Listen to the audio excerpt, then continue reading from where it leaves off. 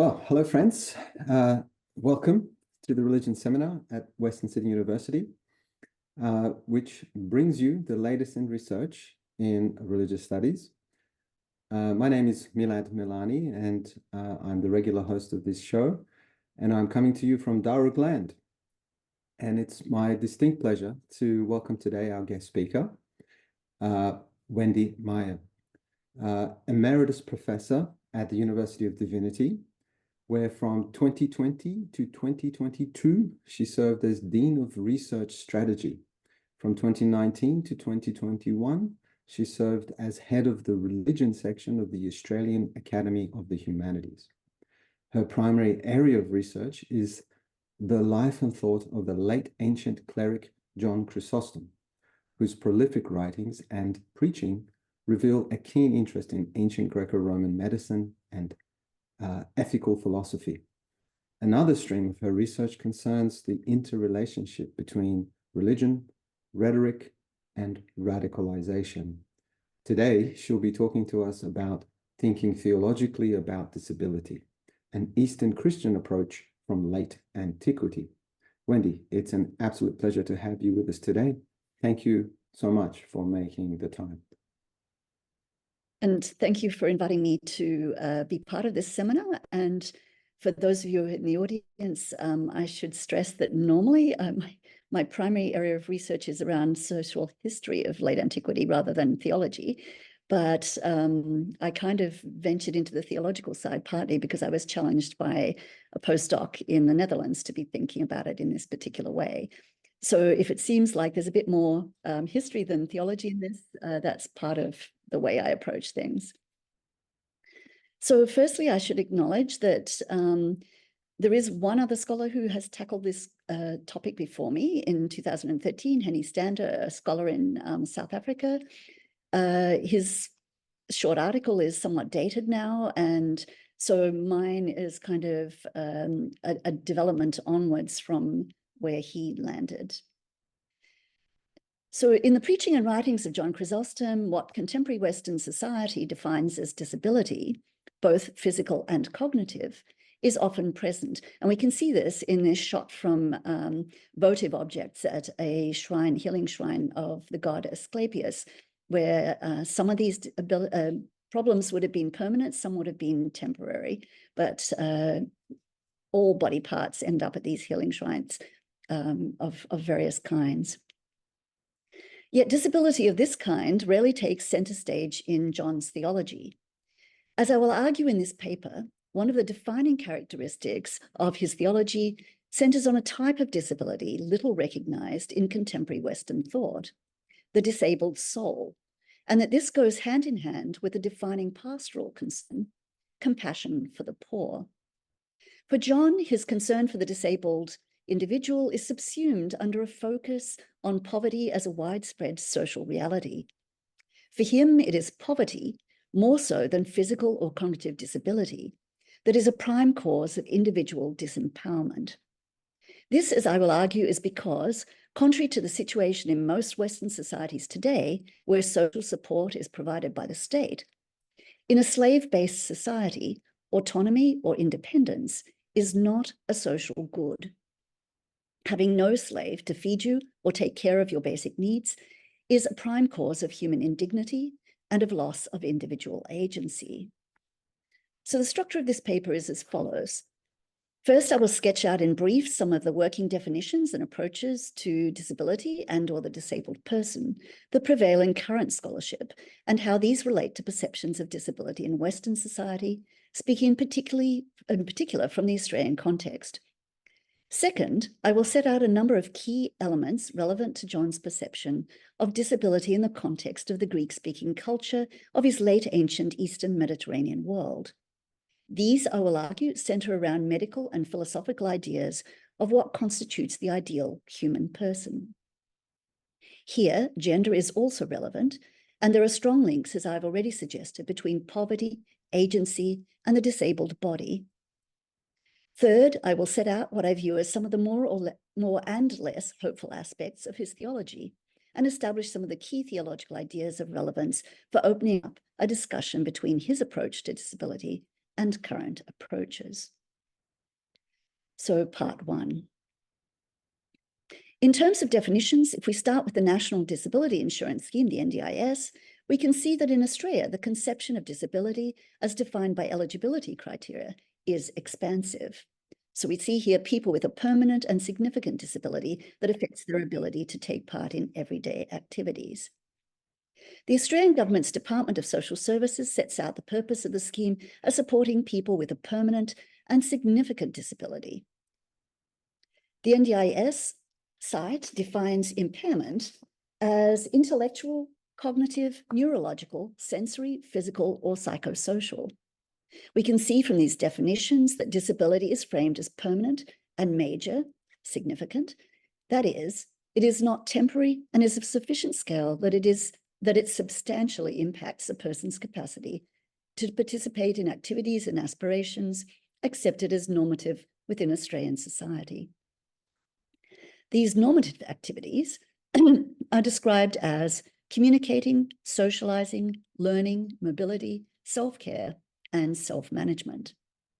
Under the scheme, every Australian is considered to have a right to access and maintain a social, work, and study life. Together with independence, maintenance of a social work and study life defines a person's capacity to lead a whole life. Idealizations associated with quality of life, human productivity, and lives lived well and long are identified by a major theorist of disability, Dan Goodley, and his co-authors as neoliberal imperatives, which undergird the values of self-sufficiency, autonomy, and independence.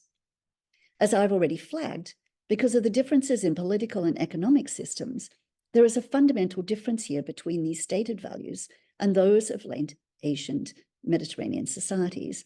Although I should pause here and say that there is still a strong sense in the ancient to late ancient world of capacity to contribute to the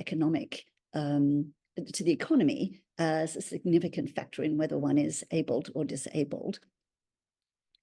If we turn to the field of disability studies, we see that the scholarly field aims to decenter the disabled individual in favor of viewing disability as a phenomenon through a combined sociocultural, psychological, and anthropological lens.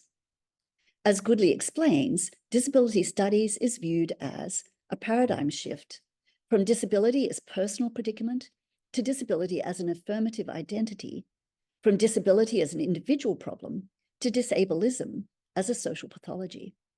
Disability is made, understood, and created in our relationships between one another. It therefore strikes at the heart of what it means to be human. This approach displaces an earlier medical model in favor of a social model, and subsequently a biopsychosocial model. The biopsychosocial model is in turn an implementation of ecological systems theory, which pays attention to the synergistic interaction between characteristics of the individual and features of the environment.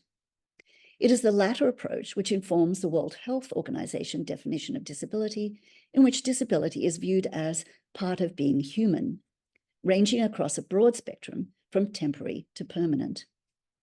The social and biopsychosocial models appeal to theories of power and powerlessness and promote a critique of systemic political and economic impediments to human autonomy and flourishing. This awareness of a diversity of historical models for constructing and approaching disability, and of the prominence in the most recent approaches and theories of the role of environmental, that is, social, cultural, political, and economic factors, is important when it comes to teasing out fundamental differences in approach to disability between the institutions and values of a contemporary Western society and one situated some 1,600 years earlier in the late ancient Mediterranean Near East. We should not, for instance, expect any awareness of the role of racial bias to appear in John's thought. At the same time, we should not assume that modern and pre-modern approaches to disability were uniformly medical. That is, in Babick and Gardner's study, a feature of the person directly caused by diseases, traumas, or other health conditions requiring medical treatment or intervention with a primary goal to correct the problem within the individual. So this is about an idea of normative health, and you're curing someone in order to bring them back to some ideal physical or health-related norm. As we shall see, while John's approach could be described as medical in some ways, it is a medical approach that is more expansive than and distinctively different from a modern biomedical one. Finally, the term disability itself is, as current theorists point out, strongly associated with notions of ableism, able-bodiedness, and able-mindedness, which are in turn tied up with the cultural logics of autonomy, self-sufficiency, and independence. Psychological contentment and the affect of happiness are uncritically linked. Fulfillment is located in citizens' performances of labor and consumption. The point that these theorists make is that the very notion of ability, so disability, is enmeshed with and informed by contemporary Western economic values. Behind the term sits a largely unconscious cultural script that shapes how we as individuals and society treat those to whom we attach the label. Two key ideas here offer a bridge between John's own approach and that of the present. One concerns the source of personal happiness, a key value in late ancient society. The other concerns self-sufficiency, which for John means something distinctively different and is discrete, in fact, strongly disassociated from autonomy in a contemporary sense and independence. These two ideas, happiness, self-sufficiency, it will be argued, open up avenues for meaningful critique and useful exploration. They are bridging points only. There will be other related concepts that John raises that may be worthy of consideration. And I'm hoping that in the question time, you'll be able to pull out some of these for me. So we move now to part 2. Here, I just want to quickly point out that the idea of disability and critique of disability is something that's been going on in ancient to late ancient studies for some time now, about the last decade, almost 2 decades, starting with, at the bottom of the page, Robert Garland's study, The Eye of the Beholder, and moving up to the most recent publication, which is The Cultural History of Disability in Antiquity, edited by Christian Leys. So self-sufficiency is a key concept in John's writings. While it is associated with self-management, both ideas are quite different from their framing as contemporary Western ideals.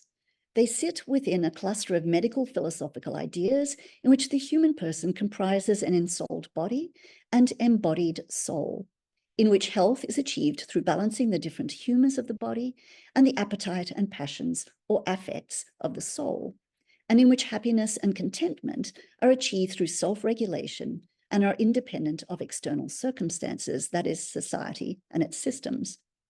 Self-management thus concerns not physical or social independence, but regulation and management of both the physical and interior self. So on this slide, I'm pointing out that regimen is actually a really key pillar in ancient medicine, and it's one that Western medicine dismissed at the time of the Enlightenment and the rise of modern science. So we ended up with, in modern biomedicine, with a very strong emphasis on pharmaceutics and surgery and compartmentalization of the body, so specializations, without and putting regimen, what would have traditionally been as components of regimen in ancient medicine, into what we now call alternative medicine. Although in recent nutritional medicine, it's starting to be brought back into the mainstream. So within this set of ideas, self-sufficiency is about pursuing balance in terms of one's possessions and goods. So having enough food, clothing, and money to be healthy, but not more than is essential to one's daily needs. The Roman medical writer Galen promotes these ideals in his psychological writings, where in addition to advising on the regulation of anger and other passions, he counsels a wealthy friend who struggles with achieving happiness, that his distress stems from a lack of satisfaction with the quantity of his wealth and possessions. Self-sufficiency, Galen argues, requires no more than 2 pieces of clothing or 1 pair of shoes. The value of goods is largely indifferent. One should have only moderate attachment to them. A concept quite different from contemporary capitalist societies, where labor, ability, is valorized precisely because of the high value placed on goods and their acquisition. Indeed, when Galen's prized medical library, equipment, and pharmaceutical supplies are destroyed in a fire, in his treatise on avoiding distress, he makes the case that he is able to exercise emotional resilience because happiness is not located in these objects. Self-sufficiency is thus closely linked to both physical and cognitive health, and in terms of lifestyle, its closest contemporary analog is simple living, or achieving a low personal environmental footprint. So here I just want to direct you to a key working group for religion, medicine, disability, and health in late antiquity. And if you go to their website, they have a quite expansive bibliography that will direct you to a lot of background literature and a lot of work that's been done in this area in the late ancient world that will be extremely helpful if this topic is of interest to you. For John, as for a number of writers of this period, medical philosophical ideas and values derived primarily from Galen, but also from other medical writers and schools, helped to shape his theology. For John, this is primarily through his anthropology, how he conceives of the human person. These medical philosophical ideas help to explain the primacy of mindset or attitude and choice within his understanding of sin, which is treated both literally and metaphorically as a mental illness or an impairment of the soul. It also helps to explain why the ascetic life, a life of spiritual exercises involving physical and psychological self-regulation, the ultimate simple life, is such a strong ideal for John. Within his thought, pursuit by individuals and their households of what he calls the life of the angels brings them closest to a state of becoming like and being brought into friendship with God. Pursuit of virtue and avoidance of vice, and how virtues and vices are identified and constructed, are all part of this kind of self-regulation.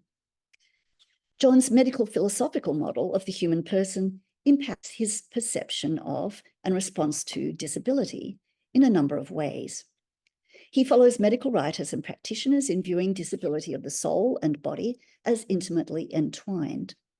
As an example, contrary to popular opinion at the time that fasting weakens the body, he cites medical experts to the effect that a range of debilitating impairments ensue from overeating that impact not just the wellness of the body, but also the regulation of the soul. Some bodily impairments are thus self-inflicted and a direct result of a lack of sufficient self-regulation, and could be corrected with a change in attitude and consequent change in lifestyle. One thinks here of the prevalence until very recently within Western medical thought of an essential link between obesity, obesity's health impacts, and diet and lifestyle. Both models have a tendency to assign responsibility to the individual, whereas the contemporary response has been to commodify this link and exploit it for profit, resulting in the massive growth in recent decades of the diet and wellness industries. John's response is to focus on the disabled soul, leading him to advocate for unconditional giving of money and goods, access to one's own basic needs, to anyone who presents as unable to supply for themselves the basic needs of food, clothing, and housing. It is an exercise that teaches low attachment to possessions, fosters compassion for others, and discourages the casting of blame and or interrogation of the cause of the other person's lack of self-sufficiency, focusing us instead on our own concealed disability. For John, habituating giving of this kind, what we call almsgiving, through constant practice, serves to regulate the soul in multiple ways, and he assigns it the status of queen of the virtues. Although it is never stated as an end in itself, a secondary goal is the restoration of social health through redressing the imbalance in the distribution of goods across society. Here we can see that his natural response is to frame a social issue involving deficit within his larger problem of directing the individual soul towards health, a program which is in turn shaped by a long-standing cultural tradition of discursive medical, philosophical, psychological therapeutics. And these kind of discursive therapeutics are beautifully described by Christopher Gill in this seminal article. These kind of philosophical therapeutics go way back to Plato and Aristotle and earlier in Greek thought. We should thus expect that any theological response on his part to disability will be shaped by this particular therapeutic program.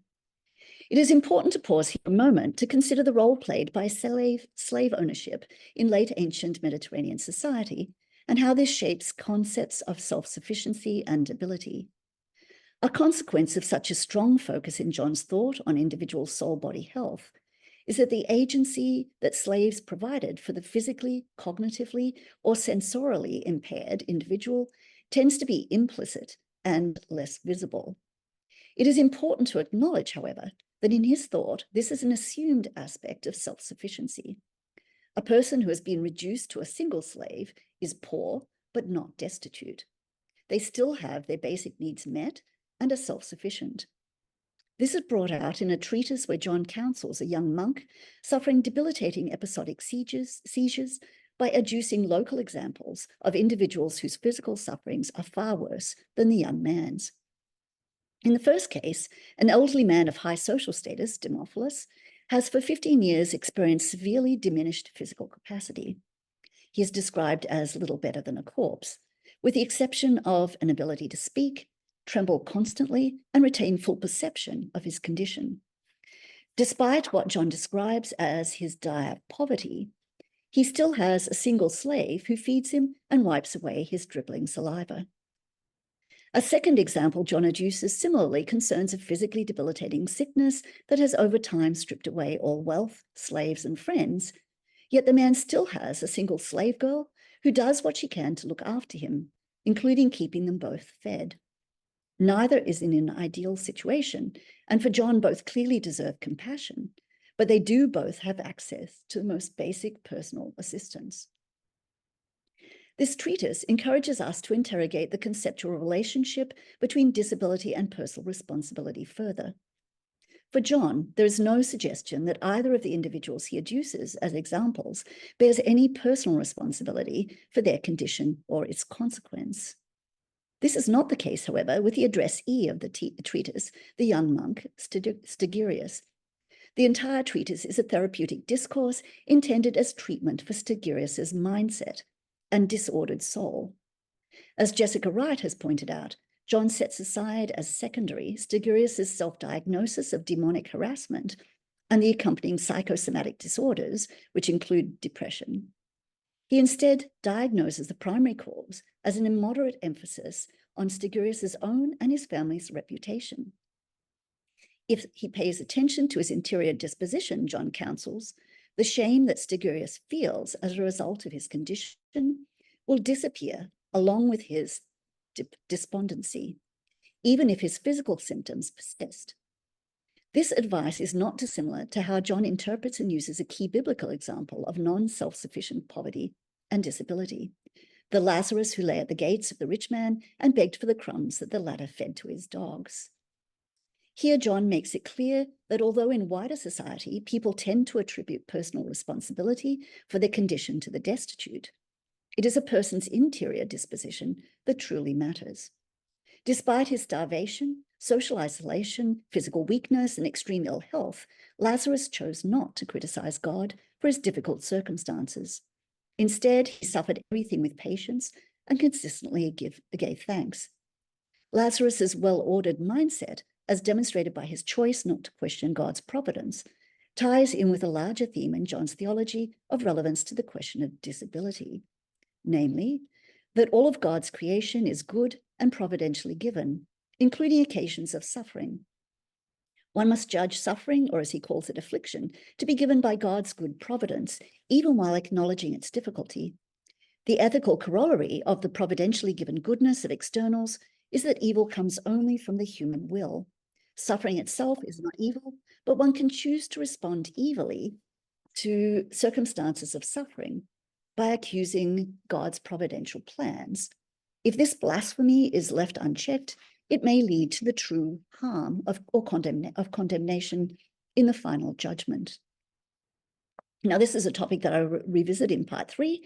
For the moment, it's sufficient to say that, in John's thought, the rational disabled person does bear some personal responsibility, not for their physical suffering or deficits, but for how they choose to respond to them.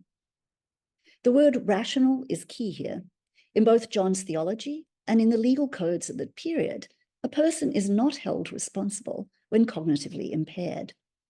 Since reason is the hegemonic capacity of the soul, and since the ability to self-regulate and achieve full person health is predicated on interior balance between the rational, emotional, and appetitive parts of the soul, a person who is unable to reason cannot exercise free will or order their mindset, and thus cannot self-regulate. It is to be noted that permanent cognitive impairment, particularly as a result of birth or acquired brain injury, is rarely addressed in John's writings.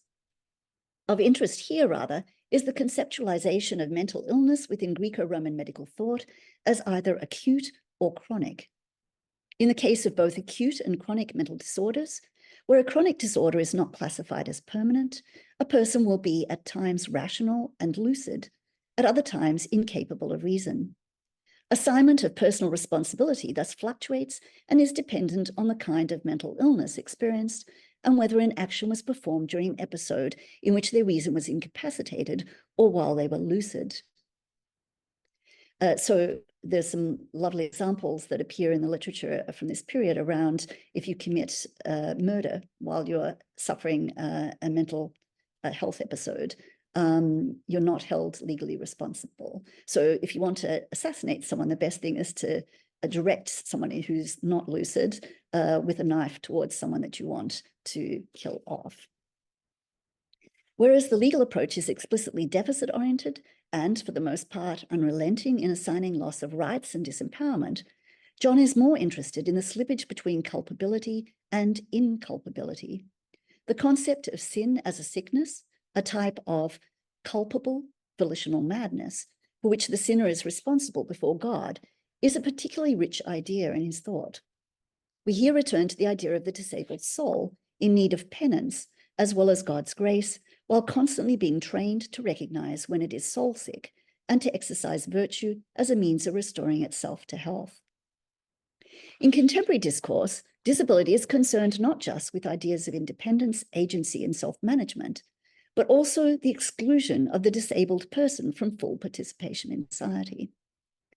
The exclusion of the cognitively impaired from legal rights in late ancient society is echoed in how the penitent and the cognitively impaired are treated by Christian clergy ritually.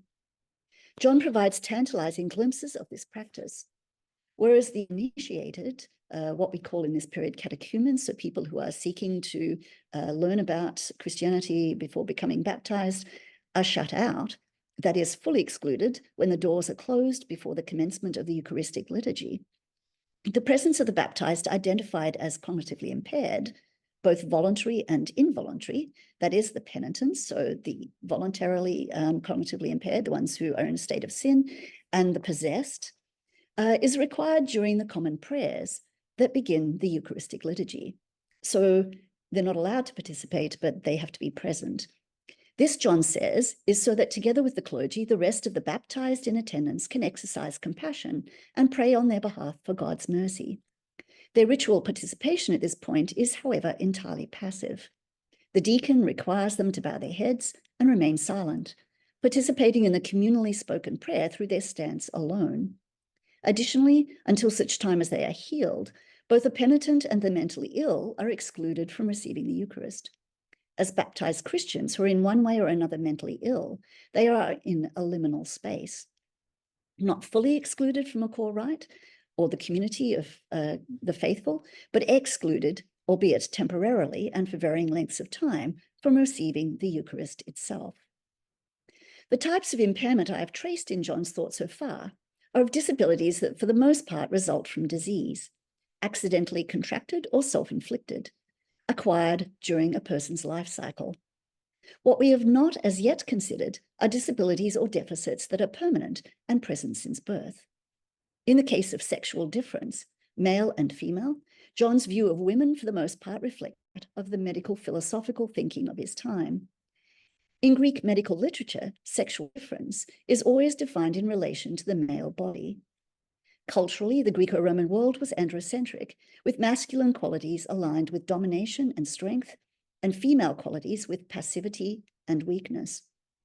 One dominant medical school viewed women as imperfect by virtue of their gender. Within humoral medicine, the dominant model of the time, women are also viewed as colder and excessively moist, while men are drier and hot, and thus women are more prone to disease. We can thus see that, conceptually, women are viewed as biologically and physiologically less perfect, and psychologically, less perfect than men, with women more likely to be disadvantaged by their bodies throughout their life course. From a disability point of view, women are deficient from birth. This pattern of thought plays out in John's theology, but it is applied in a way that allows women access to masculine power and agency. As Chris DeVette has amply pointed out, the program of self-control or self-regulation that for John is ideally exemplified in the ascetic life is very much a masculine one. Even so, it is not exclusionary. Despite a woman's biological deficiencies, she is able to exercise masculine virtues. Firstly, because the constitution of the soul is in all human persons the same. And secondly, because, regardless of assigned gender or social relationality, whether one is man, woman, or slave, all reasoning individuals are able to exercise domination over themselves. Everyone thus has the same capacity to regulate themselves through the proper ordering of their soul and, through the discipline of asceticism, live a life close to God. This brings us to part 3.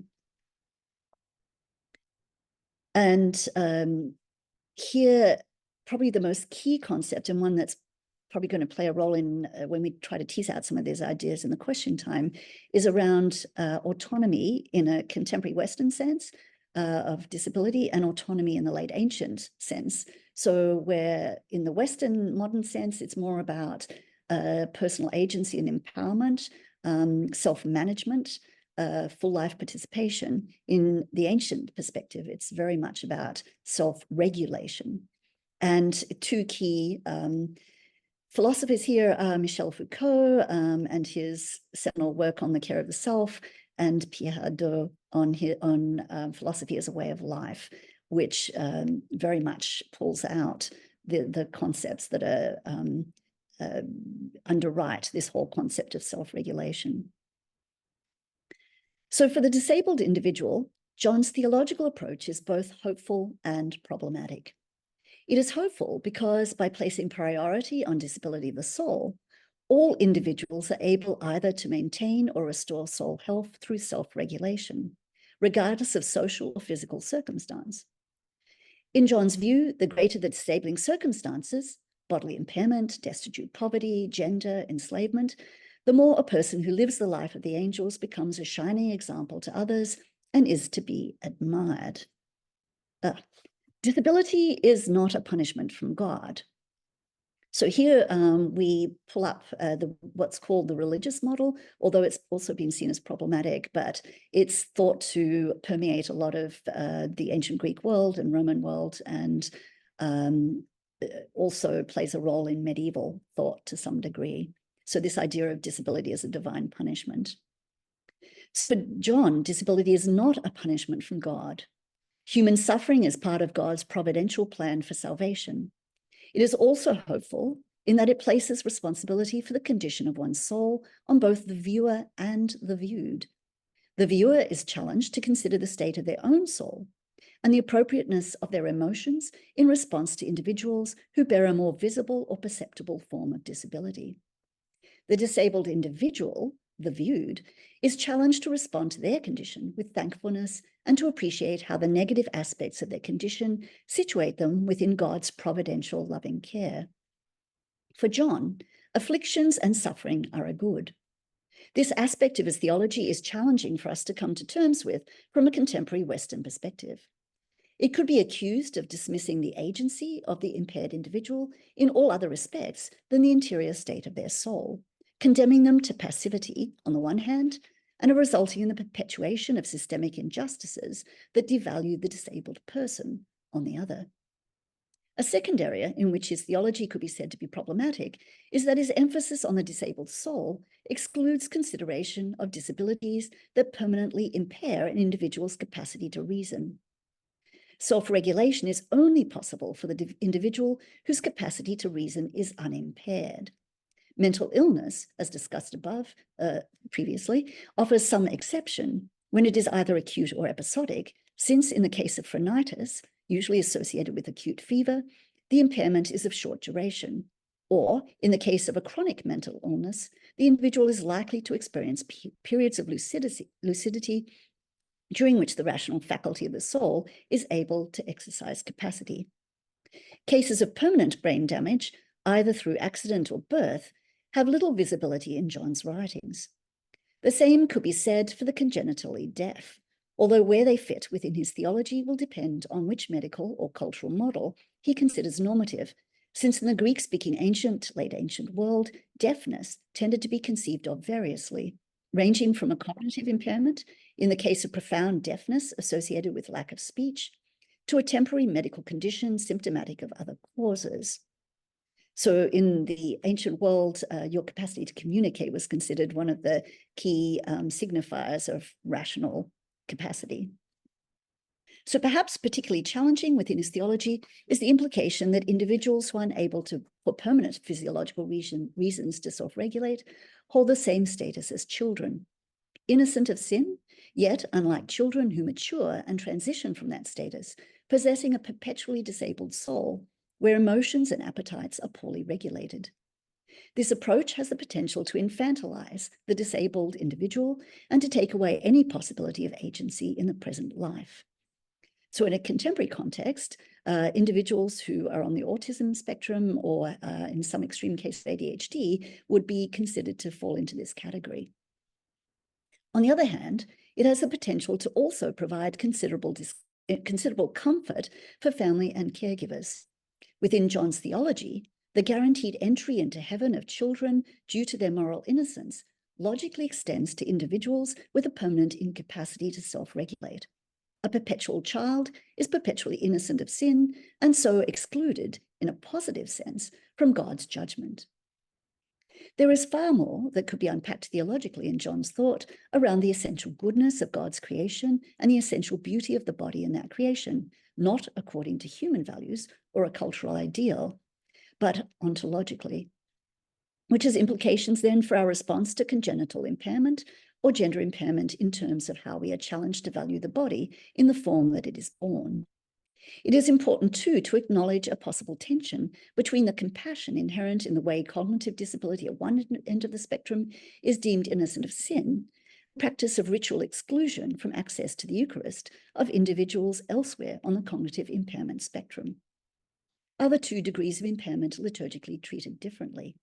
Were individuals with permanent cognitive impairment included in any part of the liturgy? And as the latest scholarship around the late ancient medical theory of optics continues to develop, one wonders whether we will discover that it operates within John's thought as a mechanism for the generation of empathy on the part of the person who views a disabled person, moving the viewer towards providential care for the disabled sister or brother. In the end, while on the surface the approach John takes to disability could be viewed as antithetical to current Western approaches, disinterested in autonomy and taking away the agency of the disabled individual and locking them into passivity, there are also some important meeting points. Both are interested in individual self-sufficiency, self-management, and happiness, although they differ significantly in their definitions. We should also acknowledge that John's model is neither medical in the earlier 20th century sense, nor social. The more complex biopsychosocial model of disability that dominates disability studies today is echoed in the biopsychospiritual model of disability that is prevalent in John's thought. His conceptualization of sin as a regulatory disorder of the soul locates agency within the reasoning individual, regardless of the physical state of their body and the social, relational, economic, or gender constraints that they experience. Ultimately, in our encounters, we are challenged to look below the surface. The person who appears superficially to have no physical, sensory, or cognitive disability can prove to be at heart profoundly impaired. That person may well be, and often is, ourselves. Thank you.